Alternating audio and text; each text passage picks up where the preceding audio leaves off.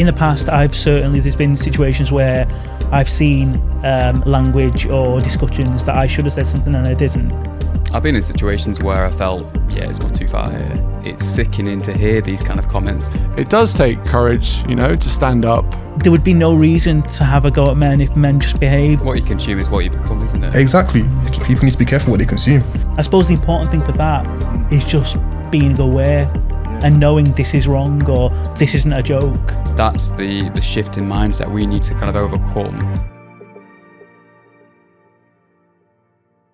My name's Pascal. It's good to be back again. Hi, I'm Eve. Yeah, it's good. I've been listening in, so it's good to sit here in the chair instead and join you. My name's Kate Green. I manage the Travel Safe Partnership for Transport for Greater Manchester. I'm Rick. And I'm Nos. Welcome to another episode of Is This Okay? A podcast where we talk about gender-based violence. Today we're going to be talking about the challenges that women and girls face on public transport, what's being done about it, and how men can get involved to be part of the solution.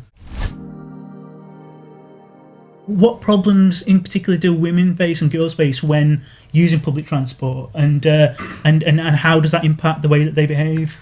I think for me personally, we've as an organisation, we've just become accredited through White Ribbon, and the process of building our action plan for that has seen us hold a whole host of workshops, public workshops, to talk to people about different experiences that they might have when travelling. And one thing that stood out for me is that we asked, the same questions to everybody to get the different perspectives.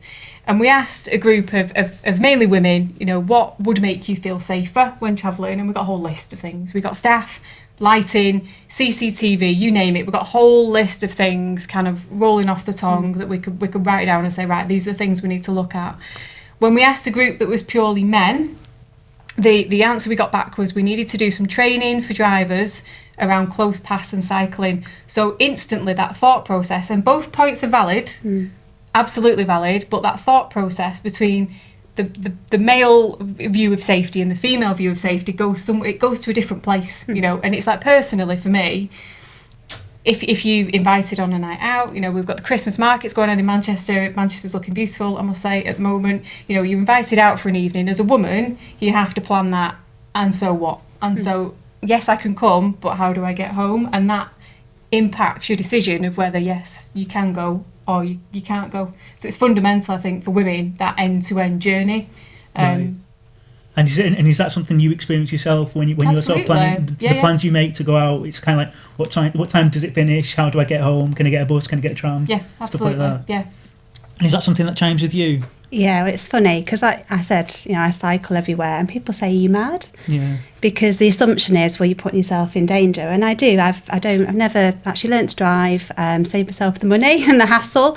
Cycle around Manchester for 45 years now, and, in the dark, any time of the day. But for me, I actually feel safer doing that than I do if I was walking using public transport, because I have a sense of independence and freedom on my bike. I can get away. I'm pretty fast if I need to be, not generally.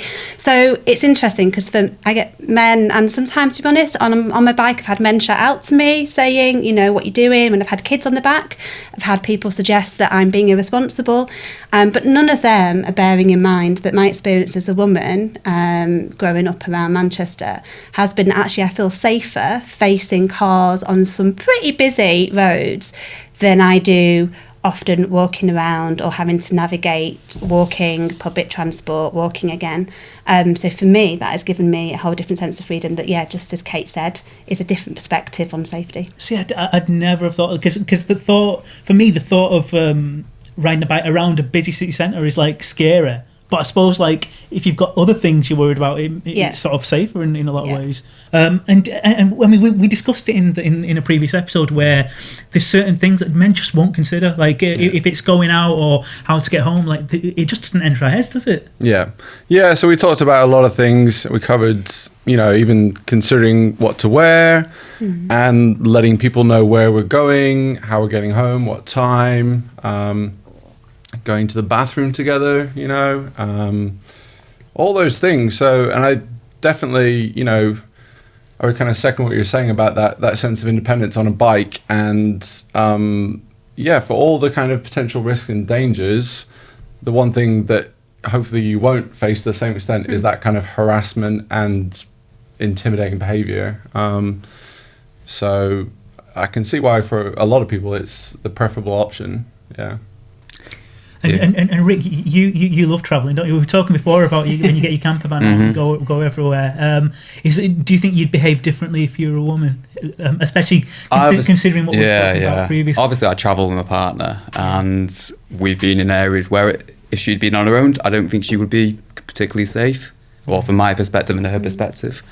But yeah, since the last episode, I've tried to factor in my partner's kind of viewpoint on things. She goes on nights out. I offered to taxi her around last weekend or the week before, and a couple of friends came with me and went to drop her off in the house, and she said wait until the indoors. So as a male, I'd probably just shut my friends out and just not even to consider that. The fact that I was having consciously then thinking, actually, yeah, she's right. They need to go back into their own house and make sure they're safe. And I was like, I need to be so much on that and consider that as like, I think I should do on a regular basis. And I'm like, it's got to be better for me. So that's interesting. I always do that. When I drop someone off, I always wait until they're inside and the door's shut before I leave, always. I know, it made me reflect on it massively. I went to my other half and said, I apologise. I should really factor that in every time, even my friends as well. That's just a safety aspect. And it's so minute, but massive in the big scheme of things as well. So yeah, I need to correct that. It's also funny how with female friends, it's always they always say like if we've been a night out, like let us know when you get home, and like you kind of like boys don't say that to each other. Not at all. But you're so used to it, I suppose, to say it to mates and stuff. It's become so normal. The number of women I've been speaking to over the last year who said that their mum still, these are women like in their 40s, and their mums still say, oh, let me know when you're home. You know, it's so instilled throughout our whole life course that is something that you do, that call me when you're home, call me when you're home. And I think the thing that stood out for me the most is I didn't realise that men and boys didn't know that that's what we were doing. And how many men and boys have been really surprised in hearing from women and girls in their life how much of that safety work we take on, how much route planning we take on, how many detours we make, how many things we don't go to, we don't do, we don't go there, because we've had it so instilled in us that is not a safe thing for us to do, and because of the risk of then feeling like we're going to be blamed, it's going to be our fault if anything happens to us. And I think, you know, that's why this conversation and these things are really important, is it's really shown that gap, that we've normalised it to the extent that we don't even talk about it, we don't even highlight it as an issue, it's just something that we do, and that then, the men and boys in our life are just kind of quite shocked that this is something that is just so normal to us. Well, it was interesting. In one of the previous podcasts that we did, we talked about there was something on TikTok where women started to discuss what they do if there was no men on Earth for like a day, and it was like some of them were mad. Like it felt mad, like in terms of like walk with your AirPods on or something. You just like listen to music and not worry about anyone behind you and stuff. And it's stuff like that. It's just it's hard to sort of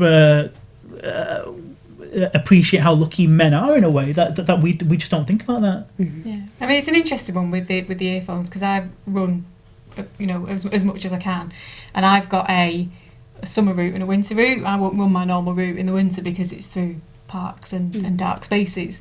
But with the AirPods as well, because obviously they're so good these days, aren't they, at drowning out all sound. When you go through certain areas, you mute the music so you can hear.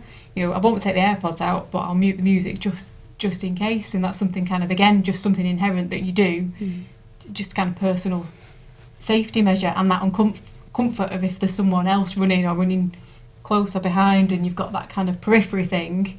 You know, it's inherent, isn't it? It's just built in, so it's just one of the things that we do, I guess. Yeah, I think if you tracked when I go for runs, you know, and you just see I'm constantly skipping from side to side, you know, street to street, there's a constant sense of both, if I feel like there's anybody near me, I'm like to turn over to the other side of the road, or if I see somebody approaching, I might, you know, cross over. But also I'm now mindful of other people, because I know we talk about, you know, how men and boys, it's one thing they can do is maybe to just give space and to cross over. I'm conscious when I'm running, people in front of me, if it's in the dark, they don't know my gender, they don't know what I look like. They just hear somebody running behind them. So I equally will then also cross over if it avoids somebody in front of me, possibly. And to be honest, whatever their gender, I know my teenage boys, if they heard somebody running behind them in the dark, would also feel anxious. So it's all those things that we just become really conscious of and aware of, and kind of adapt our behaviour. Well, one of the positive things, because I was listening to your podcast, it's very good, by the way. Oh, thanks. It's somebody said, and this sounds really optimistic, that younger lads are more aware of their how they might make people feel, so they will cross the road or make it obvious that they're there, which is, it's dead nice, that, isn't it? That it's a small sign that things are changing, hopefully, or people, or at least men are more aware of how they can impact a woman who feels a bit afraid on their own.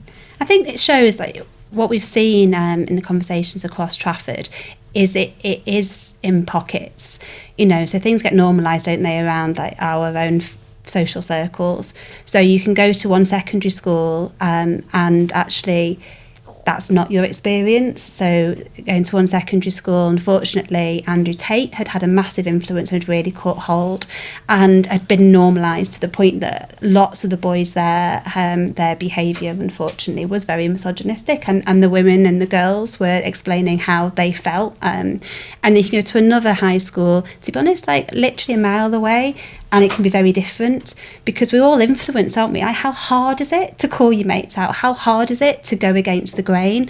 So I think it's true. There's lots of examples I've heard that give me a lot of hope and big changes. And I hear my own three sons and some things they say. They've got a much higher level of consciousness and awareness. And I think they treat women and girls differently to I think when I was a teenager. But I don't think we can assume that's everywhere. I think it can take hold very differently in different places. It's interesting because one of the things that I think it's important to discuss is how you can make women and girls feel comfortable on public transport, in public spaces. And the thing is, as kind of, I don't know, informed as I would like to think I am, I still am ignorant about a lot of things. I have these blind spots, so that's why it's really important to have these opportunities to discuss these things. My partner cycles a lot. She actually camps on her own as well, But, her female friends have said to her, well, aren't you worried about your safety? Shouldn't your husband be with you? And her attitude is no, I'm not going to be intimidated. I'm not going to let that fear control my lifestyle. This is what I want to do. I'm going to do it the way I want to. And I'll take, necessary kind of precautions, but it's not going to completely prevent me from being outdoors and or going out at night. But it's those considerations that we discussed last time. So thinking about how much to drink. I don't drink myself personally, but things like that, or what I'm wearing, or who I'm with, and again, perhaps I'd never really thought about there's a reason that women go to the bathroom together. It's not just a gossip about the guys or whatever. It's it's personal safety, right? If something were to happen.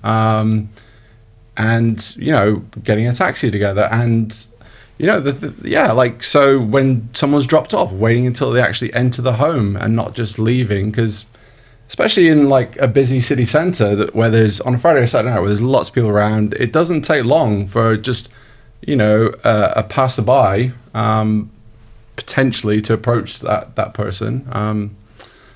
So all those things, so it's really fascinating just hearing your kind of experiences and perspectives on it. There's just so much I still don't really know. Just one of the things and all that makes me, I think, the most sad is when we talked about journeys and how we love journeys. It's the social interactions for so many people that brings the joy. And what we've heard over and over again is that what makes people feel not just safe, but welcome and a sense of belonging and joyful in their journeys and in their parks and public spaces is those little moments of human interactions, often with strangers. But because of the fear of sexual harassment, so many women and girls are nervous. They'll say that the interaction's the good bit, but they're nervous that smile or hello will be seen as an invitation for something else and will lead to something else. So we shut down life for everybody because we feel like if you're going to make eye contact and smile, which is the best bit in all of it and makes all of us go a sense of community here and a sense of place, how are they going to respond, and what are they going to think about it? And I think that's tragic, to be honest. Yeah. And we can change that. Well, it's something like especially up north, we kind of pride ourselves on being friendly with people and stuff. I think one of the things, because I saw some of the great shorts that the B Network had put out in terms of what could be intimidating behaviour to women on public transport, and it's kind of nuances, but it's obvious when somebody's just being friendly and it turns into slightly uncomfortable and aggression, isn't it? It is. And I think, we've got to think very carefully about being in that person's position. So as you said, and it's the same thing with antisocial behaviour. It's subjective a lot of times. It's how you feel about a situation. And certainly, I think as a woman and experiences that I've had, you do know. And I think when we put the campaign out this time, we thought very carefully, particularly about the staring, because that one we thought, actually, we're probably going to get some complaints on this from men saying, well, we can't even look at people now, for instance, because we know that when British Transport Police did a similar campaign, that's what they saw coming through. But you're absolutely right, and we tried to bring it out with the casting on the video. But it is very different, that kind of intrusive, intimidating staring, than someone just glancing in your direction. And like Eve said, normally, we are a friendly bunch up north, aren't we? And, you glance at someone and you just get a smile, and then you carry on about your day. Because we do all, zone out, don't we? And you might find yourself just gazing in someone's general direction, but it isn't the same thing. Yeah. And I think we need to recognise that actually some of these behaviours can make people feel uncomfortable. And your point as well around... actually thinking about the impacts of your behaviour on other people, that's something we try to get through we've got quite an extensive educational campaign that we go out to schools with, and particularly in the antisocial behaviour space as well as this, it's about how do other people perceive that. So if you're in a group of 15 people, how is that going to make people feel? You might be doing nothing wrong, but how is that going to make people feel? So that's the question I think we're constantly trying to ask people is, that you might be doing nothing wrong, but how is that making everyone around you feel? Yeah, and it's also that thing of the same blokes that would complain about that video. If anyone looked at them funny in a nightclub, like a bloke sort of give them a dirty look, they'd know what that is. They know that wasn't being friendly. But I think people know when they're doing it. I think it's to make people feel uncomfortable, and it's this weird thing that I think men have got, that they want to be the main character. They want to be paid attention to, and it's kind of like there's a video where somebody's just reading a book, a woman just reading a book, and somebody won't leave her alone.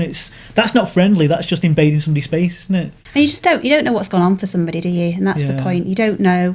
So that whole idea that it does all add up, and you saying, smile, love, and how many times have I, and I smile a lot, or, just making a comment. You don't know what somebody else has experienced. You don't know what you're triggering. You don't know what that comes on the back of, and how all of that does add up to mean that, you might next time might wear something different because you just don't want to invite another comment like that, and the joy that takes out of people's lives. So, just don't go there. It's also, it must be exhausting as a woman, because in one sense, if you don't want to seem too friendly, but then you could make someone feel as if you're ignoring them or being aloof. So it's such a balancing act, isn't it? Yeah, all the time, like all that decision making. I'm a hugger, I'm a smiler, and then you have those moments of how's this gonna land? And I have to say, let's be honest, the vast majority of the time, most of my journeys, I smile at people, they smile back. We have these little interactions that are absolutely lovely. And just as we said, come on, it's brilliant up north, everybody. And that's how it goes. But it only takes, doesn't it, one of those interactions to kind of make you feel uncomfortable and make you feel safe, that you hold on to, and it sits with you, and it's exhausting. Yeah. Rick, last time we spoke about how I think men are more aware now how they can come across if they're sort of even if they're just walking behind a woman on the street, and then to cross the road or even get on your phone just to show them that you're there and it's safe. Do you get that same sense on public transport? Do you, if there's a woman on her own on public transport, do you have the same sense of I need to behave in a certain way to make her feel comfortable? Of course, yeah. Just kind of touching on what we were discussing before about how males kind of are perceived by women in certain situations. I think it does stem from a sense of vulnerability. And I think men want to have that confirmed by a glance or a smile. And then when it's not returned, it's then pressed further to make sure that is come back. In terms of my own experience, in terms of on public transport, I'm always mindful about where I'm positioned on that bus. Are they safe? Are they happy? But I don't look for kind of confirmation from that. I just make sure I'm fully aware of them. And I should be, like anyone is, male or female, you make sure everyone on that bus or train or wherever is safe at the end of the day. And if you feel there's anything untowards in that situation, you be that person to help and support. But yeah, I think you certainly wouldn't sit right next to her if she was on her own. No, and of course not. It was an empty sort of like carriage. It's not something you wouldn't go onto a bus with one person sit next to them, would you? Yeah. Regardless of gender, you give people space because people want space. If they want to interact, you can interact and you'd have that conversation. I don't think women should kind of downplay their own personality because the male's on a bus. It's just ridiculous, isn't it? If you want to be a certain way, you should be that certain way. But yeah, it's that mindset of a male sometimes that it doesn't make sense. I mean, I'm a male and I probably have possessed those viewpoints before. I probably lived through those experiences before. I'm challenging that on a daily basis, on a weekly. I'm trying to improve as a person, but yeah, mind blows. Mm-hmm. I think there's factors that influence that behaviour as well, though. You know, in terms of alcohol consumption and what time you're coming home. You know, because that influences behaviours all around, and it probably influences not vulnerability, but also feelings of vulnerability. Because you mentioned it about having a drink. You know, if you've had a drink, you feel more vulnerable anyway, and then you've got kind of potentially more rowdy behaviour. And I think we see it as well with, obviously we've got, saw it tonight coming in, we've got quite a lot of football. You know, so you can get on a tram that's just packed full of football fans and they're just giddy and happy, but that can feel quite intimidating as a woman, I think, walking into that space as well. So I think it depends on what else is happening. Yeah, in context of the situation, isn't it? Exactly, yeah. Like especially like football tonight. I don't know if you're aware. You are clearly aware of the situation, so maybe you wouldn't choose to go out tonight because of the amount of people are going to be around, especially male of a certain type that go to watch football. Yeah, it's mind blowing again, isn't it? It's interesting. I saw a video where Sacha Lord was talking about how the trams are going to be active later, especially during the Christmas period and everything. And it's this period of time where it's getting, the nights are drawing in, people are having a little bit more to drink, and I suppose the situation becomes a little bit more heightened, doesn't it? It does, and I think something we need to work on. You mentioned the campaign we've got out at the minute. But the other thing we try to work on as kind of a regular drip feed of information is that reassurance piece, because actually the way you feel, your perception of something and the safety of that thing, whatever it might be, might not be based on reality. It might be based on your previous experiences. So we know, for instance, if you're waiting for the bus, so you're at the bus stop, you feel safer when the bus arrives and you get on. Actually, the opposite is true of Metrolink. So people feel safer waiting for the tram than they do when they get on. So why is that? You know, and it's actually that feeling where, you know, the perception is the bus can stop so I can get off, whereas, you know, actually, so it isn't based on incident numbers or anything like that. It's just based on how people feel. So we try to do a lot of work in that reassurance space as well, to say, you know, actually, we do have really good CCTV. We've invested a lot more money in that CCTV. We've been really fortunate. The Home Office have done various rounds of Safer Streets funding, which is focused on violence against women and girls, and we've been really fortunate in having 3 bites at that cherry. We've had 3 lots of funding out of that to improve CCTV lighting, increase staffing and things like that. So we are working on that perceptions piece as well, because actually, you know, you mentioned later running, if people are using that service, it's going to be and feel safer if we get people to use it. But to get people to use it, it needs to be and feel safer. So it's which bit comes first, really. Yeah, that perception bit's really important. So we've been doing a lot of work in kind of listening to women and girls and their experiences and sense of safe or not safe. And there is a massive gulf between there's a massive gulf between like the reality of actually how safe most of us are most of the time and the heightened sense of fear. you know, and there's so many things that contribute to that. One is that it's been so socialised in us that we're not safe from a young age. We're told over and over again. We're bombarded by the media, you know, and the media tell lots of stories of when things are awful, and that's what gets the attention, not the 99% of the time that we do get home safely. And that's not to undermine those times when people don't, because that really is not okay and needs to end. But it all adds up to this sense of fear. And just as Kate said, you know, we are safer when there's more people in their diversity as well. There's more people that look like you. There's more people that you can have those eye contact with and you can have a little chat to on the way. And all of that, you know, the more there's fear, the more it takes away people from being on our streets and our public spaces. So bridging that perception gap is really important. And we all have a role in doing that. And doing it obviously safely. We don't want to create a false sense of safety when there isn't one.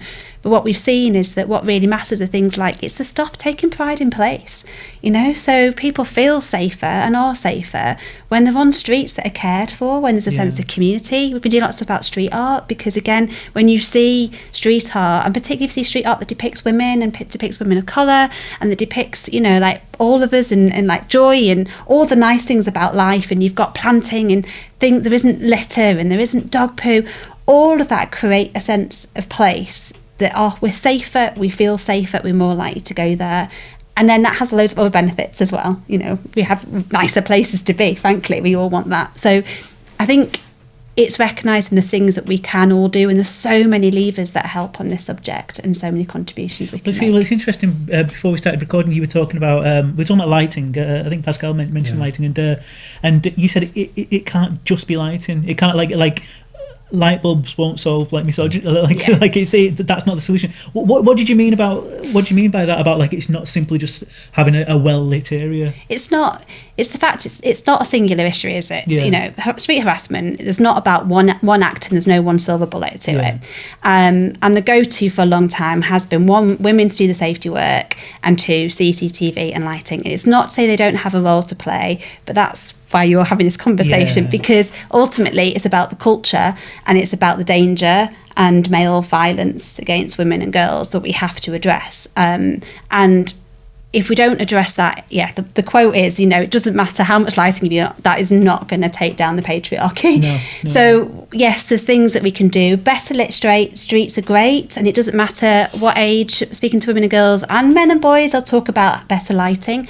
But you have to kind of go, what kind of lighting? So that's what the question's been asking. It's like, actually flood lighting can create a sense of like really harsh and stark, and people kind of are so bright, it almost dehumanises a space. Whereas where people have got kind of far more, you know, heritage lighting, people in parks have put something like fairy lighting, stuff that actually feels, like my bike. I think it's the humanising. So it's thinking about what kind of. And then again, a lot of the funding does go to CCTV because that's become the default answer. And again, it's not to say it doesn't have a role, but that doesn't solve the problem. And actually, unfortunately, if you see signs that say CCTV here and CCTV cameras, that doesn't tend to create a sense of community and safety and well-being and belonging.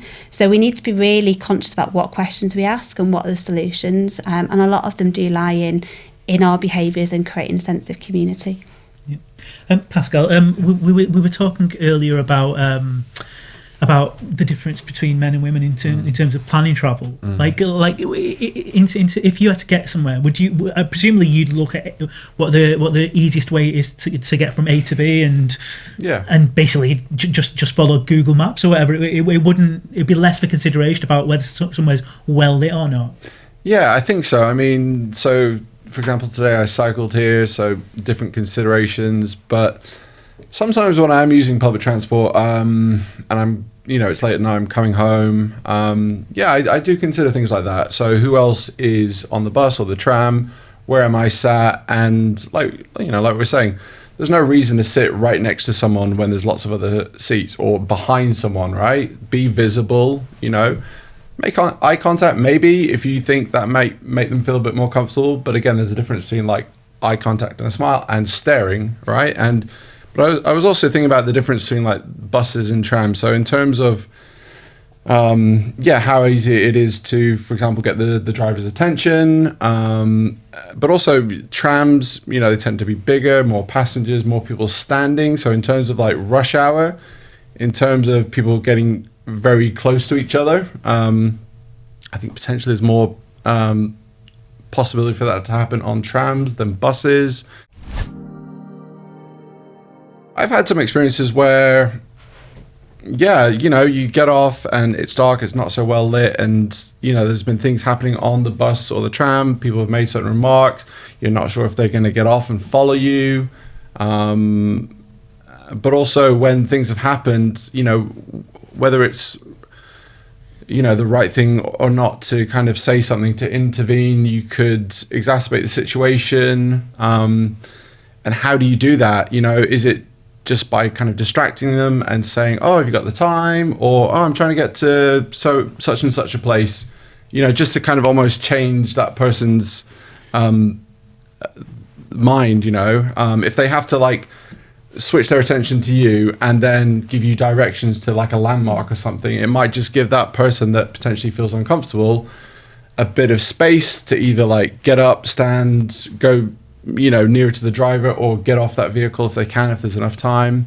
Because otherwise, if you challenge them in a way, like calling them out, it can, especially if it's a group of men, they're drunk clearly, it can escalate very quickly. But also, I think now with everyone having phones, I've been in situations where I've kind of spoken to someone and hoped or kind of implied that people, maybe they should get their phones out and take a picture and a video in case something were to happen, so that there's kind of evidence, as well as the CCTV on the vehicle. It's that feeling of, if other people, have your back and they're supporting you, instead of just with their earphones in and looking down at the phone, that might deter the person from like taking it further, or thinking that no one cares, they can do whatever they want. If there's a bit of like that kind of societal pressure almost. I think those examples, of kind of active bystander. That's what we've seen is the most powerful, the single. So there's not one single solution. There's loads of things we need to do. But in terms of as a first step, that has been so powerful to spread the active bystander training, because what we hear over and over again is men, women, boys, girls witness this stuff all the time, and they don't know what to do. And they don't want to escalate it. They don't want to put somebody else at harm, to put themselves at harm. They don't want to, often don't think they've got permission. They don't want to be embarrassed. And yet that sense of powerlessness is awful. Like all of us want to do the right thing. We all want to care. We all want to be part of a community. And how just in less than 2 hours, doing that bystander training, you equipped with the 5 Ds, and Pascal referred to 2 of them to kind of distract, which is really powerful. So often you can just intervene and distract, and, things just get fused. The documenting, so not necessarily not sharing on social media, wouldn't encourage that, but capturing it means that it's easier for somebody to report it and for something else to happen afterwards. The delay bit, so the bit of like, if something's happened, it might not be possible, you might not feel comfortable of intervening there and then, but checking in on that person if they're okay afterwards is in itself really, really important, because you help validate the fact that they're not feeling okay and it wasn't okay. And, you're probably going to encourage them to report it, because they now feel that what went on, wasn't all right. And just shows, again, that sense of care and community, which takes away from that possible feeling of fear and the harm that could cause, not just in that moment, but longer term. And then there's also, there is the moments maybe you are going to be direct about it and you are going to address the harasser, but being equipped with maybe how are you going to do that in a way that is going to diffuse and not escalate it.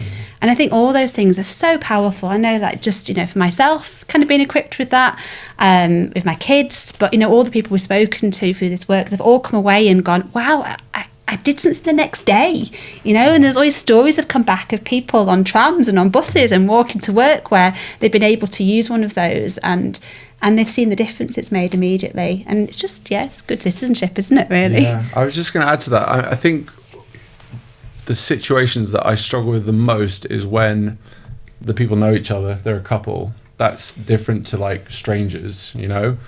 So they're already kind of closer to each other physically, emotionally, and yet, you know, there's, you know, maybe some like coercive behavior going on. I find that really tricky. It's very different to somebody sat at the opposite end of the bus or the tram and a stranger approaching them who clearly doesn't know them and is trying to chat them up, than, you know, a husband, a boyfriend, and a couple are getting into an argument, and you don't know the background, and whether it's just going to be verbal or it's going to turn physical. And again, you know, when they get off or you get off, what's going to happen after? And obviously I'm not responsible. I can't control and prevent everything from happening, but I do sometimes, you know, have that kind of regret of like, maybe I should have said something or done something, intervened in it, because you never know what, you know, we know the statistics about assaults and murders, and, you know, it all starts somewhere, and it shouldn't make a difference whether, you know, that woman knows that man, for example, or not. It shouldn't matter if they've been in a long-term relationship or they're complete strangers. And yet that's one thing that kind of makes me just stop and like think about it a bit more. Yeah. Rick, have you experienced any situations where you've seen a woman feel uncomfortable in a situation on public transport, and would you know what to do, do you think? Yeah, just listening to what Pascal's saying, there is a struggle to know how to react in those circumstances. You know how to react. I think we all, well, in my opinion, I can determine what is right and wrong, but knowing the best appropriate action to take. I was just in my back of my mind listening there. I was thinking of like the airport kind of filtering system. But before you even get on the flight, you got to do multiple security checks. Yeah, on a bus or a tram, you can get on, you pay a ticket, and you can sit next to someone, whoever. And is that just come with low cost travel? I don't know. And maybe that kind of action, that kind of filtering system you can introduce onto public transport, just like you got one driver to potentially 60 passengers sometimes, and it's hard for that. A lot of people will revert a lot of the situations to the driver to kind of deal with, and that would be kind of what I would be reacting to. But yeah, carrying on from Pascal, like once you see some confrontation and you're like, there's an awkwardness, and there shouldn't be an awkward. I feel guilty for feeling awkward. And you might have a word to the driver and say, this is happening, and then you get off and they get off, and then they go their separate ways. I suppose there's a combination of factors. Like in one sense, you can almost, I mean, a man can feel afraid as well of a situation. Like if somebody's acting aggressively, you can be afraid of them even though they're doing it to somebody else. But also there's this strange like embarrassment to say something. Like there's almost like it feels as if there's a social etiquette where you shouldn't sort of pipe up, whereas we need to break through that, don't we? It comes across as self-righteous, like you know best. Yeah. And you don't want to be perceived in that way. I don't know if it's just a cultural thing that we don't want to be seen as that kind of heroine of the situation. We don't want to be a hero. We're kind of low key. Is that just kind of a men's kind of makeup that we don't want to be that person sometimes, or have we just come away from what we might have been like at some point?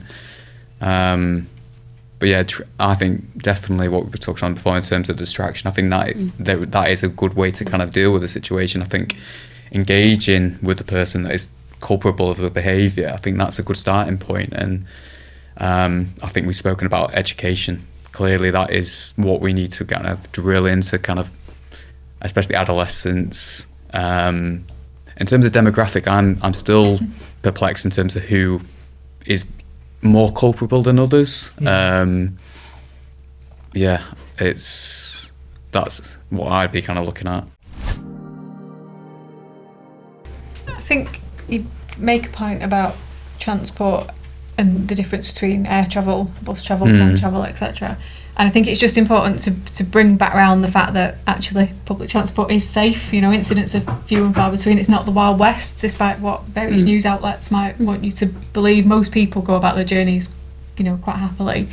I do think we've got an issue. So, you know, if you were to say to me, what does the data look like, what do the figures look like, how many people are subject to these things while they're travelling, I'd say not very many, because we know there's massive underreporting. So I think the other thing we need to address, we've talked about the male behaviours, is the female apathy, and the fact that there's an acceptance around this being just part of everyday life. You know, I would like to see, and I know it sounds strange, I would like to see our figures go up, because then I know people are telling us about it, and if people are telling us about it, then I think there's things we can do about it. So we're going through a programme at the minute. All our frontline staff are going through the active bystander training, which I think is brilliant, by the way. The next phase of our comms campaign, I want to call that some of those techniques out within the campaign, so that other people can pick those up and learn those as well. All Metrolink frontline staff have been trained in specialist safeguarding training. So we are doing this to help people feel safer, but unless we know what and where the issue is, we can't target it. You know, it's reliance on reporting. It is reliance on reporting, and we need to know. We've just launched, as part of bus franchising in the B network, we've got a new team of travel safe support and enforcement officers, and we've named them specifically with support up front, because that's what we want them to do first. We want them to be out engaging with people, having a conversation, and the feedback that we've had is it's really nice to talk to them, and that's what we want. We want someone there that you can talk to. It might not be to deal with any particular incident, it might just be somebody to talk to and have a conversation with. How's your day going? How's your journey?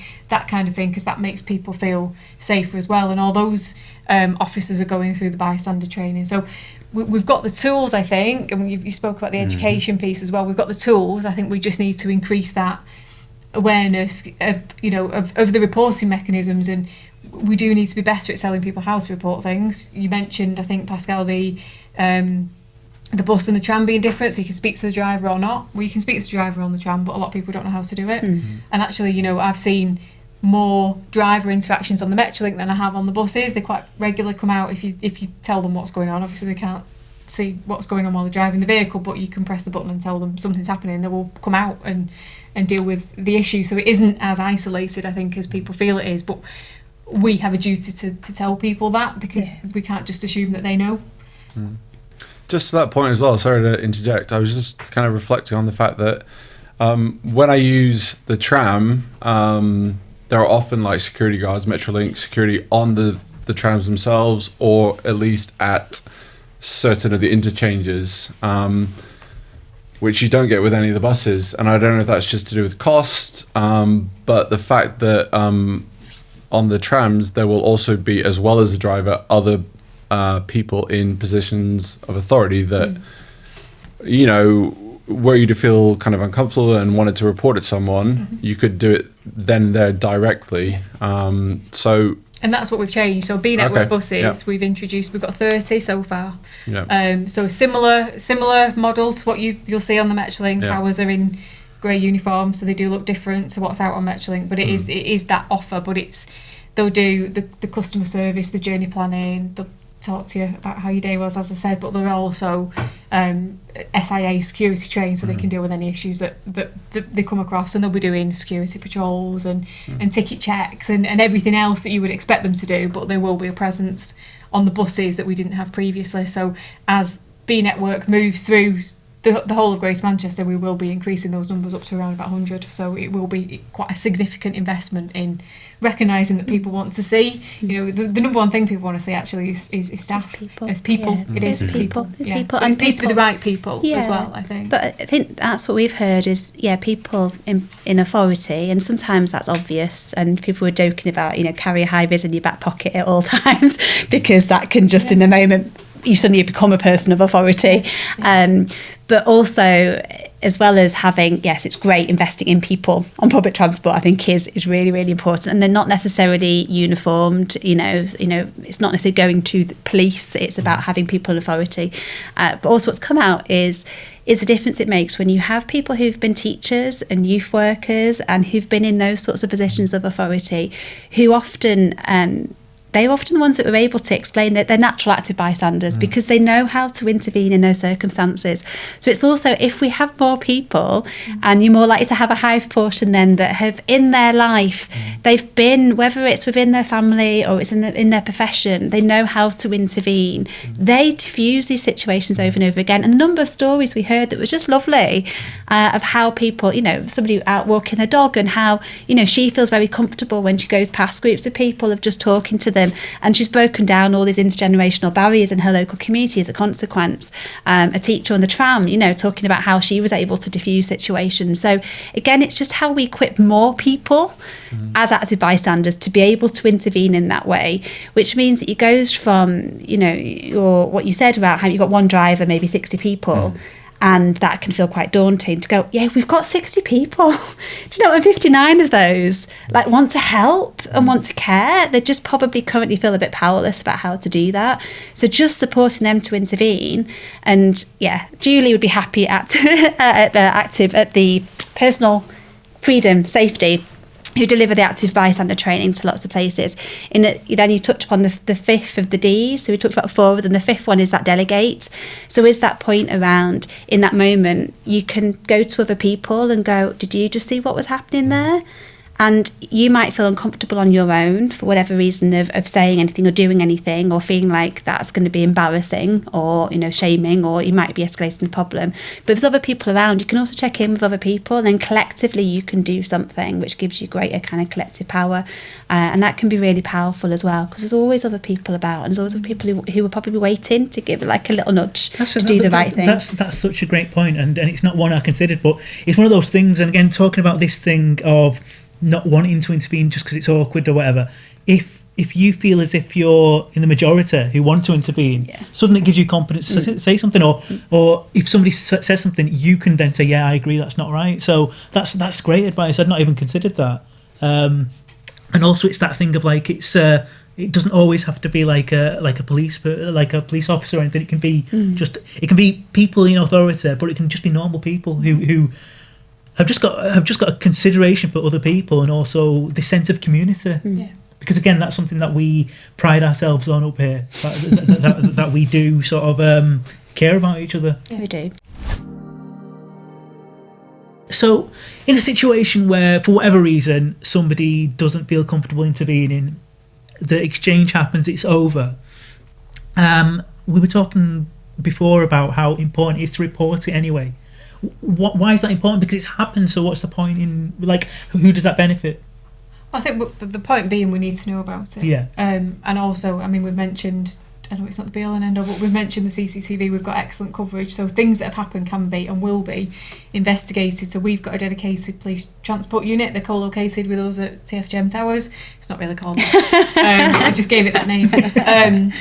So we do, things that happen are actively investigated, and we've got a zero tolerance approach to any violence against women and girls. So, it would be investigated, and we would do everything within our power to secure the footage and to make sure that we were handing that over to the police to help them with that investigation. There will be lines of inquiry, because we will make sure that there are, because here is everything that you need to kind of to move that forward. I think people are put off at times because we mentioned, there's this, am I overreacting? Will anything be done about it? Is it just one of those things? As a female, we all have that thought process. I remember speaking to a colleague of mine that was being burgled, and she was in on her own. She was in on her own, and she was being burgled, and she thought to herself, is this a 999 moment, or am I going to be is this a 101 moment? And that point where you think, it's that bit, is it serious enough to do something? We've partnered with Greater Manchester Police to use their live chat service. So they've got a live chat system. It's not a bot, it's an actual person. I went and sat with them and had a look how it all works. But you can do that discreetly. So we're in the process of rolling out QR codes across the network at the moment. It's really hard to do, sounds easy, but you won't believe the amount that we put out that get picked off the next day. So we're trying to figure out kind of permanent super glue and things like this to stick them in places. And they will be discreet places, so it won't be you have to stand up and scan a QR code or whatever. They'll be on the floor, they'll be on the back of seats, on windows or whatever. And that means that not only you can report things easily, it's not sitting on the phone trying to wait for, the appropriate time, or wait until you get home when actually the moment might have passed. you might want a cup of tea, and you might think, actually, I can't be bothered now. It's done, it's over. You can do it straight away. You can do it discreetly. You can attach photos to it. It's got all that capability. But the other thing is, it means you're talking to a person. So if you are on your own and something's happening and you're going through something, you can have that real-time conversation to say, something's happening, I don't feel safe, and know that you've got the appropriate help on the other end of the phone, that they know what's happening and they can do everything that's necessary to help you in that situation. And there've been some amazing stories with it being used to, foil kidnappings and things like this. So it's a really good bit of kit. I think we need to do more in telling people that it's there and how to use it, and that's the bit that we're trying to push at the minute. So I would absolutely plead with anybody that tell us, if you're not sure, tell us. I'd rather know about it and we have that data and see that big spike in our incidents if that's what it needs, because then we can deal with it, we can address the issues. We've got a whole cohort of staff, we've got the security staff that we mentioned, but we've got a strategic partner in a youth provision, Foundation 92, so we've got them deploying out on the network. We've actually converted a bus into a youth hub, which is quite a thing, let me tell you. It nearly killed me off getting that done, but nevertheless it was worth it. It was worth it. Get on board. So if we know we've got an issue with young people that are gathering and causing people to be uncomfortable because of numbers, we've got a resource that we can put out.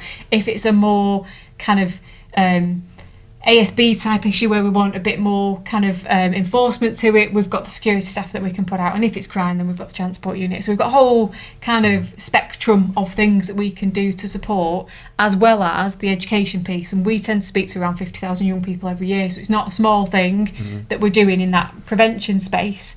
And Eve, I know you mentioned, it's nice to see that things are changing. I've got two boys as well, a teen and a pre-teen, hence the wrinkles. And I think things are changing because they will challenge me on the way I word things at times. So I think that prevention work is really important, as well as the everything else that we're doing. I would say, that data speaks. So in my other hat, I'm a counsellor as well, and what you see is money has to be prioritised and resources are prioritised, and if things aren't reported, then they end up not counting. And it really needs to count. Like, women are so invisible in so many things, and street harassment needs to be reported. Those numbers need to be there. We need to be able to spot the patterns, and we need to make sure that then the resources go to the right place to address it. So absolutely. And then it's a culture piece. I can't believe how normalised everyday street harassment has become. And we do all need to shift our mindset to go, it's not inevitable, it really isn't, and it's not okay. And part of that is reporting and is acknowledging and reminding ourselves that this is not okay and it can change, and we are changing it, and shifts will happen, but only if we all acknowledge that it's not just a given, and we can do something different. Well, it's also that thing of, and we discussed it in previous episodes, where in the end, it's not about women changing their behaviour. It's about women feeling safe. So the whole system has to change, and if men are part of the problem, men can be part of the solution. Just to kind of wrap up in a way, what practical advice would you give men just in general, in terms of if they see themselves as good, respectable people in the community and care about people, what can they do on a practical level day to day just to make things easier for women? Well, I think we've touched on loads of them, haven't we? There's the things that when you're out on the street, just one of it is looking up, and I think all of us can do that. Pay attention to the people around you. Don't walk around and stare at your phone. Notice if you see people that maybe look uncomfortable. Is there a way that you can just check in and go, are you okay?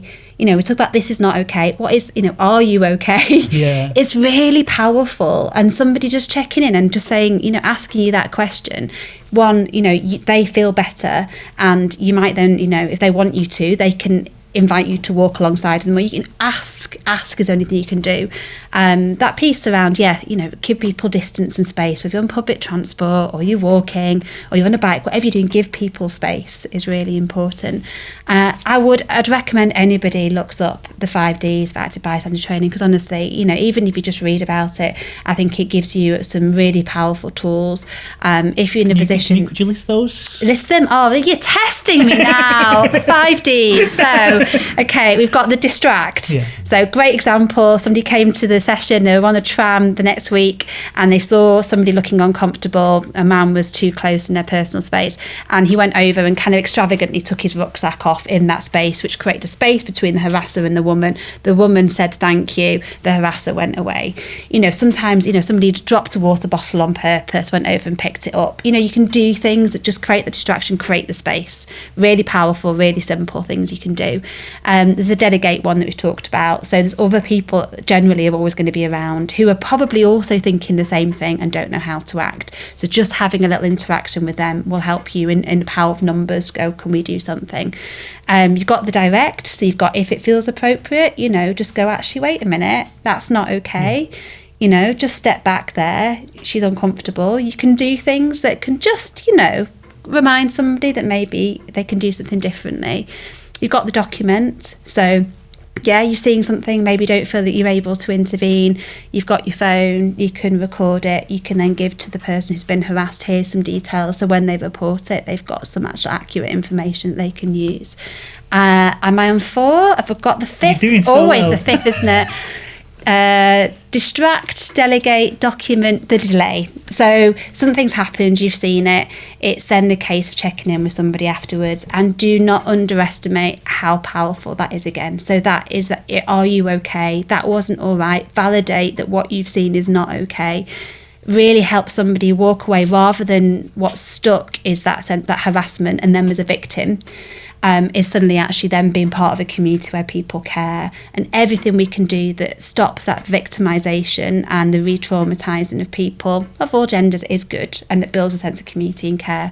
So yeah, learn the 5 Ds, put them into practice. The sad thing is that I remember doing my first aid training and wishing I never had to use it, and thankfully I didn't. The one thing about this is you probably will notice around you it might be little occasions, but you probably will put it into practice quite quickly so they stick, and you can spread it with family, friends, colleagues. If you are somebody that is an employer, or you can convene people maybe as a Friends Apart group, or you're in a sports group, I would recommend it is one piece of training that is low cost, high value, makes a real difference, and you could really make a contribution. Brilliant. There you go, there's my plug. And you passed your test as well. Thanks. Have you got any closing thoughts? Obviously, like, men and boys will be listening to this. How would you sort of round up what they can do in a practical level? Well, I think I don't think Eve's left me much to cover, if I'm honest. Have you not got an extra D? I've not got an extra D. I've got one, but it's not possible for the air. So I think your point is around the allyship, isn't it? And doing all those things. But I think from a it's been really interesting to listen to both perspectives around the thought that's gone into it from you two, from having these conversations and these interactions, and I think that's really valuable as well, to be honest. So I think it's just continuing that allyship and as Eve said, look up and look around, and take in what's going on, and think that other people do have different perspectives on what's happening than you might, and different considerations, and kind of There you go, 6th D, dialogue. There you go. Change all the pamphlets and everything. Now there's a 6th one. Rick, what have you taken away from today? Have you learnt stuff? Yeah, I'm just gonna continue with the open dialogue, as I would touch on there. Beautiful. Key words straight away. Open dialogue with friends, especially male friends, about what I've heard, what I'm seeing, how I'm learning from it as well, and also listen to women. They will tell you as much as they want to, as long as you give them a platform. They will happily.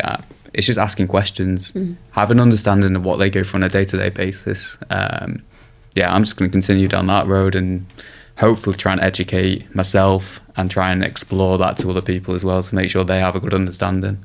So that's my wrap. And last word, Pascal? I think the same as Rick as well, and just to speak to both what Eve and Kate have said, it's really just about us as men, I think, reflecting on ourselves, our behaviour, how we move in the world, and if anybody watching this kind of questions whether this is real or not, this kind of there's some great resources out there. The Everyday Sexism Project, Laura Bates, the extent of these kind of acts of harm and violence, you know. I think the data is really important, you know, but I think also hearing those anecdotal stories, I think it's better coming from people you know, but if it doesn't, then just actually reading or hearing the words from people who have been harassed or assaulted, hopefully just makes you kind of stop and think and about either your own behavior or if you were in that situation, what you'd do. And then I think, you know, using the 5 or 6 or however many people are, you know, it can be difficult to know when to step up, and it's not about being a hero, but just doing the right thing. I think it's just like, you know, try and put yourself in that person's position. Like, how would you feel if you felt uncomfortable, if you felt intimidated, scared? And, you know, the chances are it's not going to be an isolated thing, right? It could be a regular daily occurrence, you know, and the kind of the toll that takes on someone's well-being, you know. And again, you know, are you going to be part of the problem or part of the solution, right? Like, hopefully you'll make the right choice in that situation. So, yeah, that's it, I guess. Yeah. Brilliant. Well, I mean, I've learnt loads. Thank you both, Pascal, Rick, for coming, and thank you both of you. It's been nice to have some experts on for a change. So yeah, that's been great.